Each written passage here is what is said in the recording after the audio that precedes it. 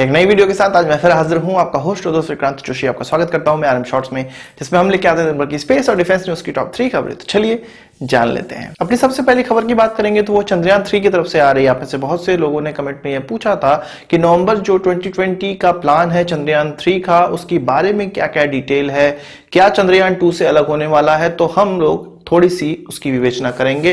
तो यहां पर उसके नेविगेशन एल्गोरिथम और कम्युनिकेशन सिस्टम को चेंज किया जाने वाला है चंद्रयान 3 में, जो कि चंद्रयान 2 में पहले से था, उससे चेंज करके चंद्रयान 3 में अब नए एल्गोरिथम का इस्तेमाल किया जाएगा। इससे पहले मैंने आपको बताया था कि चंद्रयान 2 में जो लैंडिंग, सॉफ्ट लैंडिंग नहीं हो पाई थी, वो सॉफ्टवेयर ग्लिच के कारण हुआ था, जिससे कि कम्युनिकेशन अच्छे से नहीं हो पाया और इस प्रकार की दुर्घटना हुई थी। बहुत सी इसके अलावा और चेंजेस किए जाने हैं। चंद्रयान 3 में लैंडिंग मॉड्यूल और प्रोपल्शन सिस्टम चंद्रयान 2 की तरह ही होने वाले हैं, यानी कि रोवर लैंडर इस चंद्रयान 3 में भी होने वाले हैं। पर अंतर यह होगा कि ये जो लैंडर होगा वो 4 तरफ से सोलर पैनल से घिरा होगा, जबकि चंद्रयान 2 में यह 3 तरफ से घिरा हुआ था और चौथी तरफ से हमारा रोवर निकलने वाला था।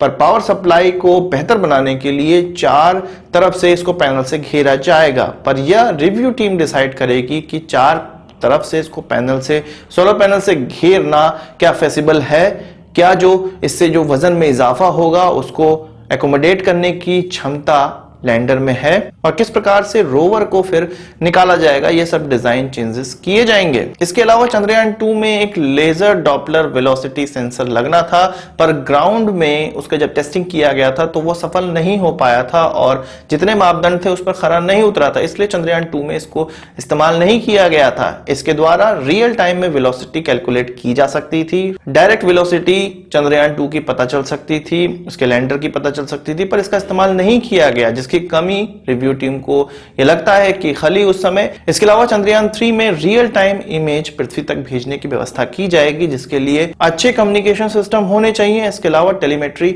अच्छी होनी चाहिए। LDV सेंसर इतना यूजफुल होगा कि लगभग 20 किलोमीटर की हाइट से यह काम करना स्टार्ट कर देगा और कितनी वेलोसिटी है जो लैंडर है उसकी, वो डायरेक्टली दिखाने लगेगा। रिव्यू टीम का यह मानना था कि जो लैंडर की हमारे वेलोसिटी थी वो उससे ज्यादा थी जितना कि समझा गया था या जितनी होनी चाहिए थी, इस कारण से यह दुर्घटना हुई। इसके अलावा इस चंद्रयान 3 के लैंडर में कम्युनिकेशन की इतनी अच्छी व्यवस्था की जाएगी कि यदि यह अपने पैरों पर नहीं उतरता है या क्रैश लैंडिंग हो जाती है तब भी यह पृथ्वी से कम्युनिकेट कर सके, इस प्रकार की व्यवस्था की जाएगी। यानी कि इसमें ज्यादा से ज्यादा एंटीनों का इस्तेमाल किया जाएगा और 3-4 से ज्यादा एंटीना इस्तेमाल किए जा सकते हैं। सो चंद्रयान 3 जो कि नवंबर 2020 में उसकी डेट मानी गई है, वह देखने में तो चंद्रयान 2 की तरह लगेगा, पर इसके अंदर के सॉफ्टवेयर और इसके जो एल्गोरिदम है उसको काफी हद तक चेंज किया जाएगा और इसको पावर देने की और कम्युनिकेशन की व्यवस्था इतनी अच्छी होगी कि रियल टाइम में इमेज अर्थ तक पहुंचेगी और इसके ओरिएंटेशन में जो कोई दिक्कतें होंगी या ऐसा ओरिएंटेशन जो कि पृथ्वी पर वैज्ञानिकों को लगेगा कि सही नहीं है, उसको भी समझा जाएगा और उसको भी सही करने का प्रयास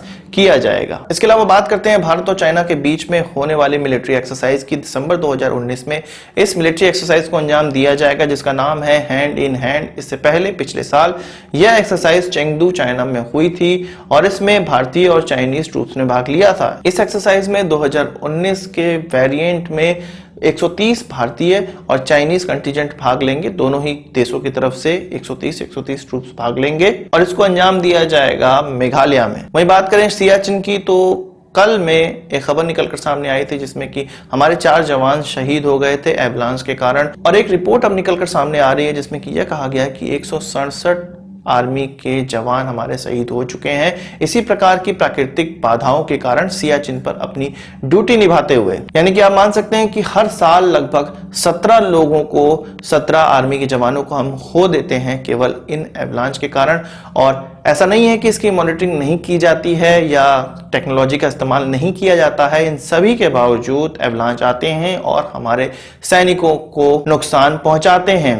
जानकारों का यह कहना है कि इससे भी एडवांस टेक्नोलॉजी का इस्तेमाल किया जा सकता है और इंडियन आर्मी को चाहिए कि उन टेक्नोलॉजी का इस्तेमाल करें और देश के सैनिकों की, जवानों की, ऑफिसर्स की जान की रक्षा करनी चाहिए टेक्नोलॉजी के माध्यम से। तो आज की इस वीडियो के लिए बस इतना ही। आशा करता हूँ वीडियो पसंद आया होगा। आप इसको एक बड़ा थम्स अप जरूर देंगे। इस वीडियो से संबंधित कोई सवाल सुझाव कमेंट बॉक्स में जरूर लाइएगा। नमस्कार, थैंक यू, जय हिंद।